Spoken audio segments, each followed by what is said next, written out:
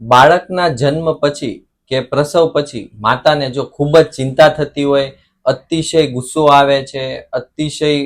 રડવું આવે છે, બાળક સાથે જે જોડાણ બનવું જોઈએ એ જોડાણ નથી બનતું, પોતાને નુકસાન પહોંચાડવાનું મન થાય અથવા બાળકને નુકસાન પહોંચાડવાનું મન થાય અને નાની નાની વાતમાં ઝઘડો થઈ જાય છે અને એકદમ ઉદાસ નિરાશ થઈ જાય છે. તો આવું થવાનું કારણ શું હોઈ શકે કે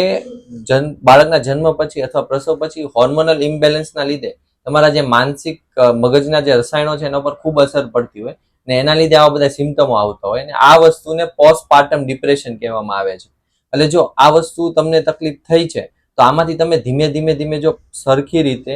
સારા ડોક્ટર પાસે સારા ગાઈડન્સ સાથે જો પ્રોપર સમય માટે દવા લેશો તો આમાંથી તમે બહાર નીકળી શકશો. આમાં હોમિયોપેથિક પણ બહુ સારો ઓપ્શન છે. હોમિયોપેથિકમાં પણ પલ્સેટિલા, સેપિયા, કાલિકા, નેટ્રમ્યુર એવી ઘણી બધી દવાઓ છે કે જે આમાંથી નીકળવામાં ખૂબ જ મદદરૂપ થઈ શકે છે. જો તમને આવી તકલીફ છે અથવા તમારા ફેમિલીમાં કોઈને તકલીફ છે તો સારા ગાઈડન્સ સાથે